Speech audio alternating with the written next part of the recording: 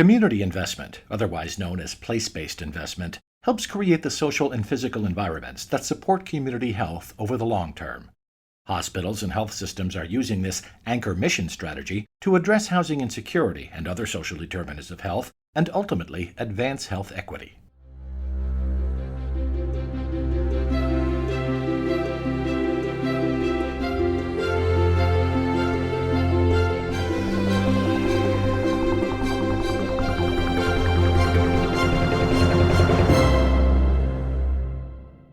Welcome to Advancing Health, a podcast from the American Hospital Association.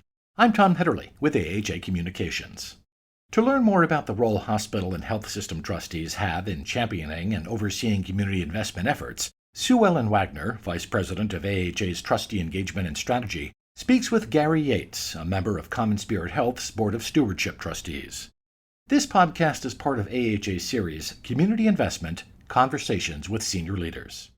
Thank you, Gary, for speaking with me today. I appreciate your time. We know that trustees play a critical role in governing hospitals and health systems and overseeing their strategic goals. Therefore, I'm so excited to talk to you about how that role applies to strategies for addressing societal factors that influence health, such as community investment. To get started, Gary, as a member of the Community Investment Subcommittee, can you give us a quick overview of what CommonSpirit's role and commitment has been in its markets, such as San Bernardino, with respect to community investment? And if you could focus on the neighborhood revitalization and home assessment repair program via an assessment pool, that would be wonderful. Well, thank you. As early as the 1980s, the organizations that have come together to make up CommonSpirit Health have been investing capital in the communities, really to address issues of equity. What the organizations found was, as a trusted anchor institution in the community, that if they would make investments in various projects, it would attract other potential investors in the community, would amplify both the size and the potential impact of the project. San Bernardino and CommonSpirit's efforts there is a great example.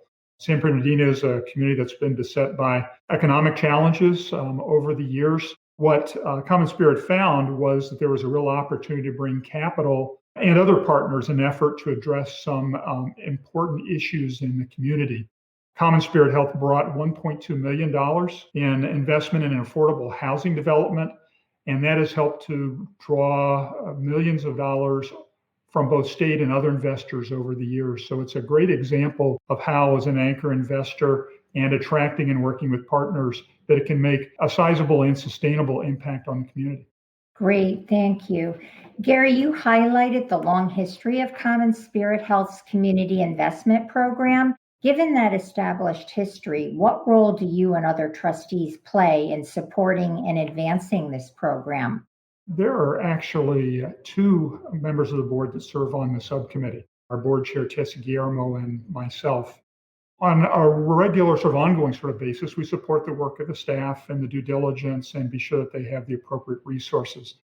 But I think at another level, and more importantly, our presence serves to both highlight to the organization the importance of the work, and also helps to demonstrate to the staff and others in the organization explicit board support. So it's both an operational functional role that we play, but also I think both a symbolic and a communication role that we play around how this is important.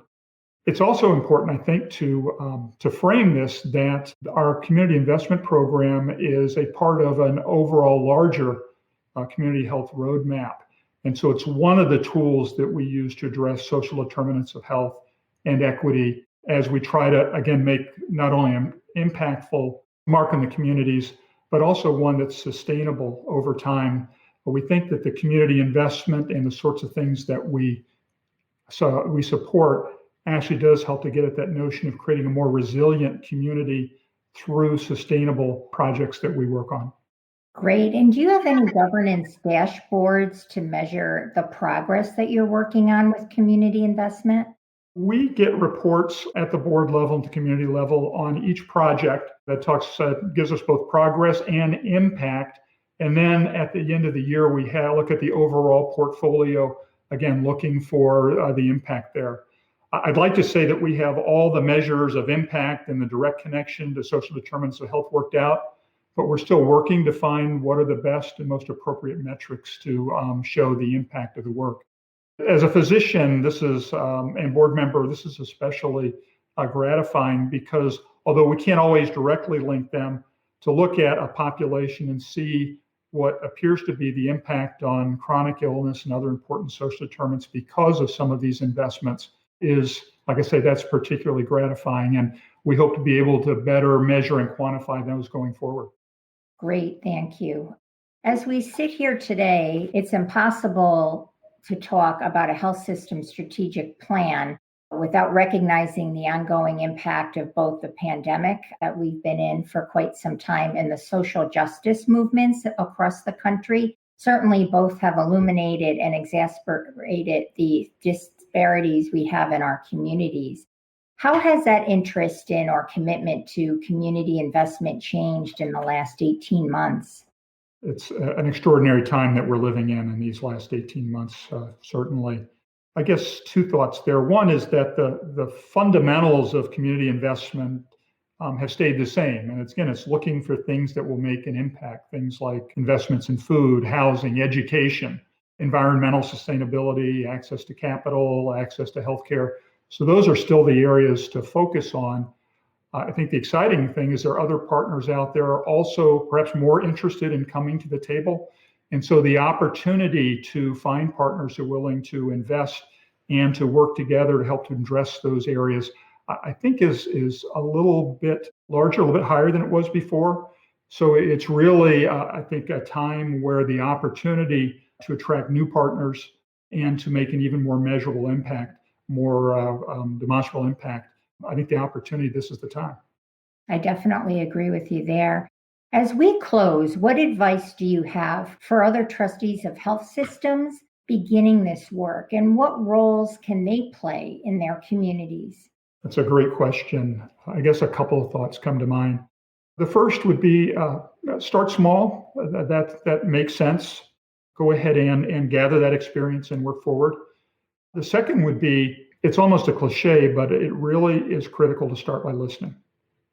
And so listening to the community to really understand what those needs are, I think lies at the heart of it. And then working and taking the time to really identify partners, both in the community who can guide you and those partners that you can work with as you think about investment and sort of growing the circle of partners working together is key. And then perhaps also sort of from the outset, rather than this being a standalone, or think of it as part of a broader strategy to impact the health of the community. I think framing it in that way is important. At CommonSpirit Health, we like to think of it as one of the threads that we use to help to improve community health. And hopefully what we're doing is weaving a fabric with others that helps to really address key fundamental issues in a way that grants and other things can address. But this investment helps to hopefully lay that sustainable foundation for raising the health of the community up as we weave these threads together into this enduring fabric. Sure, thank you. And maybe just to build upon what you just commented on, how is CommonSpirit committed to building healthier communities and why? Thank you for that question. At the heart of it, this work lies at the core of our mission at CommonSpirit Health, to improve the health of those we serve, especially the vulnerable. And so it really starts as a mission-driven, mission-aligned initiative. We believe that investing, along with some of the other parts of our community health roadmap and overall initiative, hopefully can lead to creating more resilient communities, and that everyone's entitled to a healthy life. So if we can help to build healthier communities, more resilient communities, that's part of what we're really working on. We believe that through the community investment program and the other things that we're doing, that we can be that connective fabric that helps bring the people together so that they can have a more resilient communities. So from a mission point of view, as a key strategy of the organization, community investment fits in, and it's an important part of both who we are and what we hope to do as we serve others. Great. Well, I do want to thank you, Gary, for joining me today. I also want to thank our audience for listening to the great work that you and CommonSpirit are doing. Thank you for your board member service. We greatly appreciate that. And I encourage our members to check out other podcasts in our community investment series. Thank you again for joining me, Gary. Thank you. We thank Gary for joining us and sharing CommonSpirit's story from his vantage point on the board. And thank you to our audience for listening to this great advice that was shared. I encourage you to check out the other podcasts in our community investment series. You can find these and additional resources at aha.org/communityinvestment.